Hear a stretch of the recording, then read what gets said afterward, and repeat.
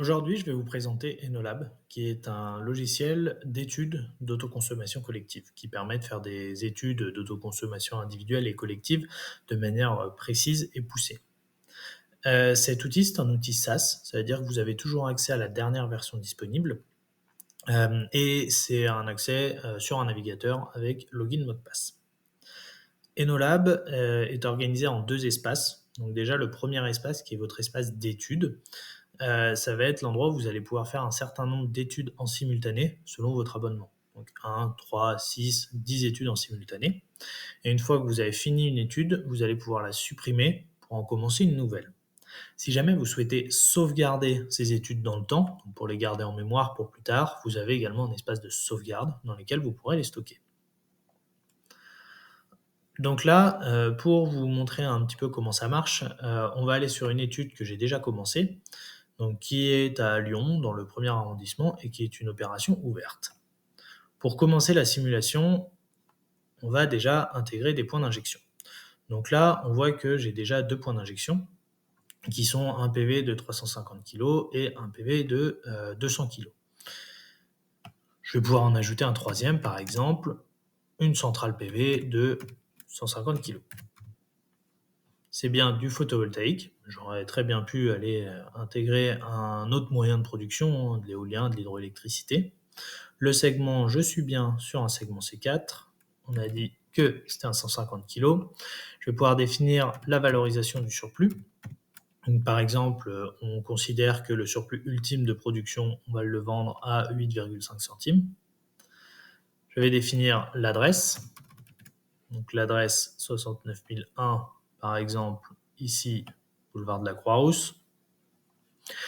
Je vais pouvoir définir si j'ai une récupération de TVA ou pas, ce qui permet de faire des études en hors taxe ou en TTC. Et je vais pouvoir ajouter une courbe de charge. Donc sur la partie courbe de charge, vous avez deux possibilités. Soit vous avez déjà modélisé votre courbe de charge de production, par exemple sur un outil de dimensionnement photovoltaïque comme Archelios ou PVSYST, soit vous ne l'avez pas encore fait, vous êtes dans une phase de prédimensionnement et vous allez pouvoir ici utiliser notre outil de modélisation. Donc nous, on s'appuie sur PVGIS. PVGIS, c'est un outil de prédimensionnement où je vais rentrer des informations basiques, inclinaison, orientation, perte de système. Je modélise avec PVGIS. Et quand ma courbe de charge de production arrive, je la retrouve bien ici. Je peux aller zoomer sur une période pour vérifier certains éléments. Je peux également recaler le niveau d'énergie. Donc là, on voit qu'on a 175 000 kWh. Je pourrais très bien dire, non, c'est une centrale qui va produire plus ou qui va produire moins, et je peux recaler ma courbe de charge. Une fois qu'elle est recalée, donc on voit bien 200 000 kWh, j'ajoute mon point d'injection. Une fois que j'ai ajouté ce point d'injection, donc là je retrouve bien 3 centrales photovoltaïques, je vais pouvoir passer sur mes points de soutirage. Au niveau des points de soutirage, là j'ai déjà 5 points de consommation, donc 5 consommateurs. Je vais pouvoir en ajouter un sixième, par exemple un industriel. Donc toujours à Lyon, bon imaginons que c'est dans le deuxième.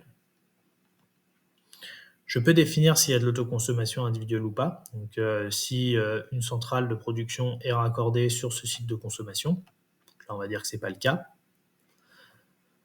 Je vais définir le type, donc un professionnel, segment HTA. Alors, ce qui est intéressant, petite parenthèse, si j'ai un profil particulier, donc un C5, ma courbe de charge, je vais pouvoir avoir à disposition des profils types chez Enedis. Enedis met à disposition des profils types pour les consommateurs particuliers qui sont assez pertinents.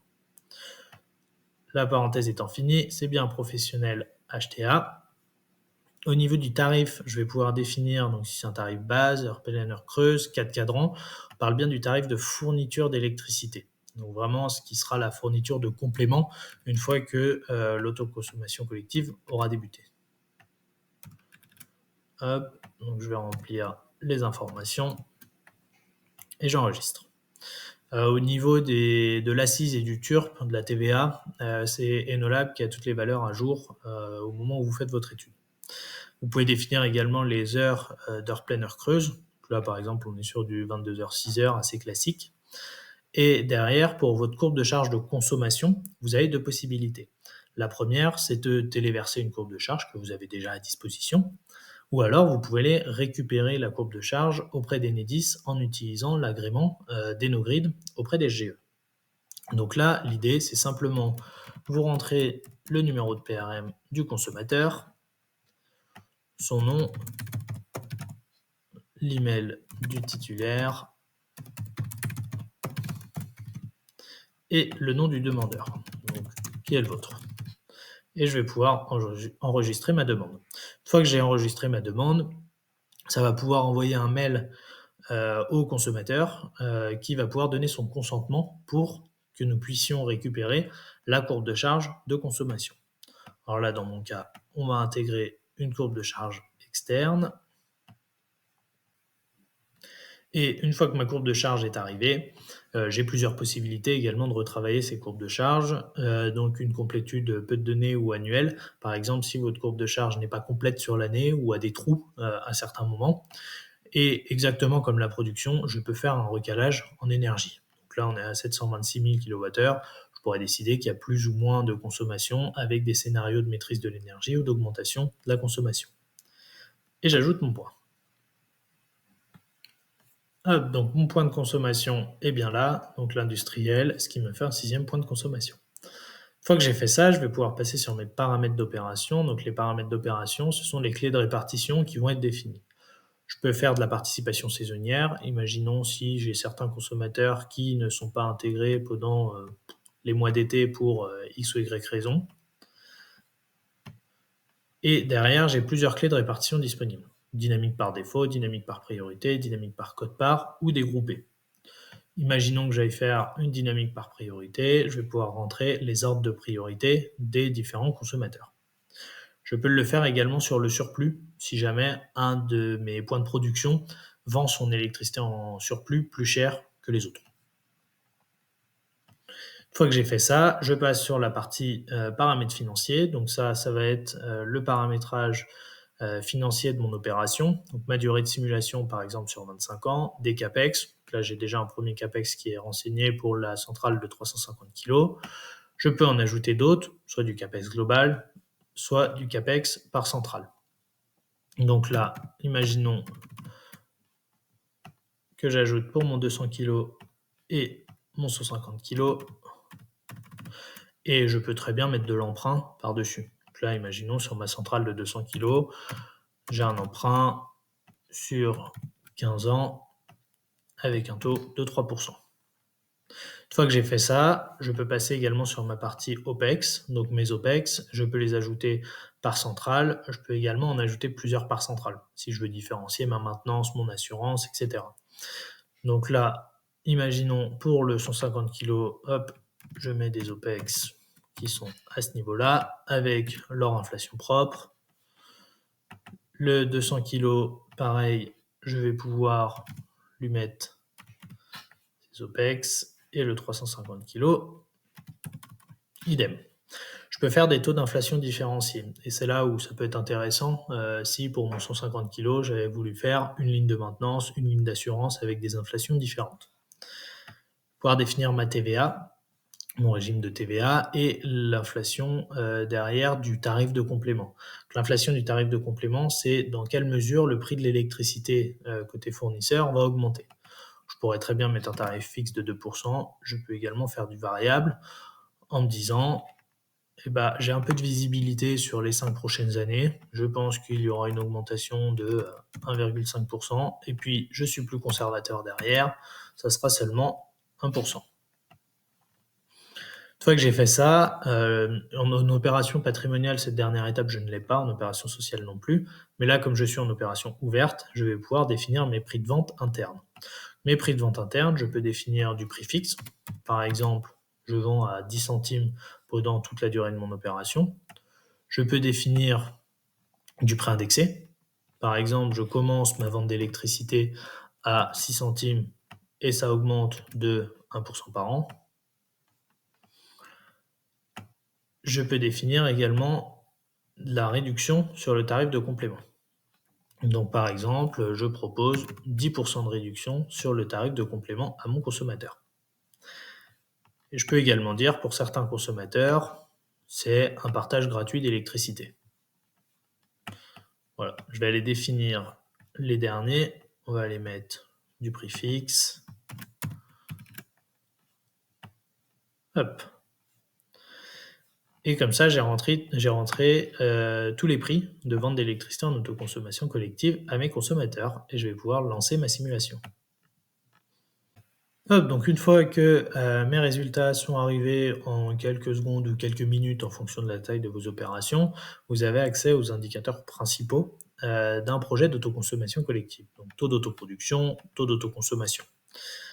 Vous avez également une vue à l'échelle de l'année ici, sur lesquelles vous pouvez enlever des éléments pour avoir vraiment le graphique que vous souhaitez. Et derrière, une courbe de charge. Donc tous ces graphiques sont exportables en images ou en Excel, si vous voulez les retravailler à côté ou si vous voulez les intégrer dans un rapport. Ça, c'est les informations au global. Vous pouvez également voir site par site. Par exemple, site de consommation, je vais voir du côté de mon école. Voilà, j'ai sa courbe de charge de consommation qui est ici. Ensuite, j'ai le bilan économique de l'opération. Le bilan économique, on va pouvoir voir quelles sont les économies de facture que vont réaliser les différents consommateurs, ce qui permet de voir justement si l'opération est bien dimensionnée. Donc là, on le voit au niveau de mes consommateurs, le gain net, il va être ici. Ce qu'on voit, c'est que tous les consommateurs gagnent de l'argent. Il y en a même qui gagnent plus d'argent que d'autres, l'industriel ici, dès la première année qui gagne 7 000 euros. Donc on peut très bien derrière faire varier un petit peu les choses pour faire gagner plus ou moins aux consommateurs et qu'on trouve un équilibre raisonnable. Il y a également tous les aspects taxes TURP du producteur qui sont pris en compte ici et les taxes qui seront à reverser. On a ensuite le bilan financier. Donc là, une fois que j'arrive sur mon bilan financier, je vais pouvoir retrouver les principaux indicateurs pour mes producteurs, que ce soit le taux de rentabilité interne, le temps de retour brut, le LCOE ou la valorisation interne. Je vais pouvoir retrouver également le business plan sur les 25 prochaines années. Ça, c'est au global pour toutes mes centrales, mais je peux aller centrale par centrale. Par exemple, sur mon 150 kg, je vois que le temps de retour brut, il est un petit peu plus long. Alors que sur mon 350, j'ai un temps de retour brut qui est très rapide. Je peux ajouter également du tiers investissement. Donc là, sur le tiers investissement, je peux le faire au global ou par producteur. Je vais pouvoir définir un loyer et je peux définir également une redevance. Donc là, la redevance, imaginons que c'est 40 000 euros. Une fois que j'ai fait ça, donc j'ai toujours mon business plan pour ces 350 kg. Et je vais également avoir les informations pour le tiers investisseur et pour les producteurs. Le tiers investisseur, ici, j'ai son temps de retour, j'ai le temps de retour brut, qui est du coup un petit peu plus long. Et le producteur, donc, qui est la personne qui héberge la centrale, on va pouvoir estimer ses économies ici sur les 25 prochaines années. Ça, c'est la partie financière. On va pouvoir retrouver également des tableaux de synthèse. Les tableaux de synthèse avec tous les sites producteurs, tous les sites de consommation. Je peux également faire des bilans personnalisés. Donc là, imaginons, dans mon bilan, j'ai une collectivité qui est consommatrice sur l'école, le gymnase et la mairie. Je vais pouvoir grouper ces sites pour pouvoir avoir des résultats juste pour la collectivité, et avec une somme ici pour la collectivité de ses économies. J'ai également accès à une vue organisationnelle qui me permet de voir un petit peu où les contrats vont devoir être placés entre producteurs et consommateurs. Et enfin, j'ai une partie carte de périmètre. Cette partie carte de périmètre, ça me permet de voir, là par exemple, tous mes consommateurs rentrent dedans. Je me rends compte que l'industriel, finalement, dans les 2 km, il est un petit peu trop loin, alors que si j'avais été à 10 ou à 20, ça serait rentré. Mais là, je suis dans le cœur de Lyon, je ne pourrais pas avoir ces périmètres dérogatoires. Donc, je peux regarder l'éligibilité aussi de ces périmètres. Donc là, je me rends compte que l'industriel ne peut pas rentrer, ce qui fait que je peux aller modifier ma simulation, ici, et retirer mon industriel, ce qui me permet d'aller faire ma simulation sans lui. Voilà un petit peu à quoi ressemble Enolab. Si vous voulez en savoir plus, n'hésitez pas à nous contacter. Vous pouvez passer via notre site internet enogrid.com. Sur la page d'Enolab de ce site, vous avez également accès à la plaquette d'Enolab où vous aurez tous les prix à disposition.